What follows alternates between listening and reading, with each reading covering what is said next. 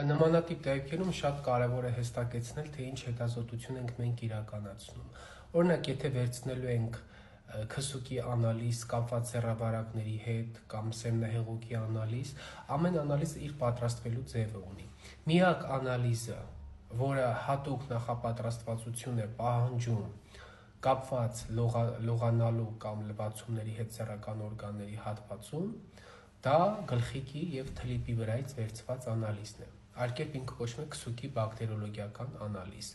Ես մի հատ բան ցույց տամ ատլասով, այնուհետ շարունակեմ։ Ուրեմն տեսեք, անալիզի տեսակ կա, որը մենք վերցնում ենք այս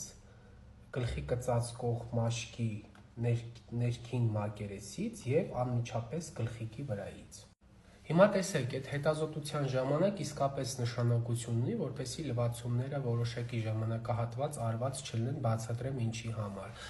Երբ դուք բժշկի այցելում եք, 2 ժամ առաջ մտնում եք բաղնիք, լավ լողանում եք, մաքրում եք տակը եւ այլն, գալիս եք անալիզը հանձնում, կոնկրետ խոսքը գնում եք վրայից վերցված անալիզի մասին, ինֆորմացիա չի գա։ Որովհետեւ ուղղակի մեխանիկորեն լվացել մաքրել եք ամեն ինչ որ պետք է։ Եվ եթե դուք ավելին եք պահում, քան 24 ժամը, ապա այնտեղ աճում են հավելյալ միկրոբներ, որոնք անալիզ ժամանակ, երբ որ մենք ստանում ենք, որ խնդիր կա, դա ստանում ենք ոչ թե իրական խնդիր, այլ ստանում ենք հիգիենայի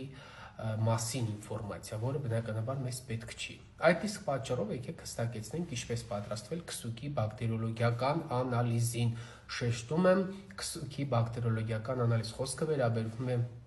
արտաքինից վերցված անալիզին։ Դուք կարող եք լողանալ նախորդ օրը քնելուց առաջ, իրականացնելով սովորական հիգիենիկ լվացում, գոլ ջրով, այն է գոլ ջրով լվացումը, եւ առավոտյան մինչև բժշկի այցելելը էլ լվացումներ չանել։ Առավոտյան էլ կարող եք ընդունել դուշ, ուղղակի թլիպը հետ չեք քաշում, գլխիկը չեք մաքրում, բայց դուշ հանգիստ կարաք ընդունեք, դա շատ կարևոր է։ Իսկ ինչ վերաբերում է մնացած անալիզներին, ապա այն դեպքում հիգիենա նշանակություն չունի։ Եթե դուք անցնում եք օրինակ սեռավարակների անալիզ,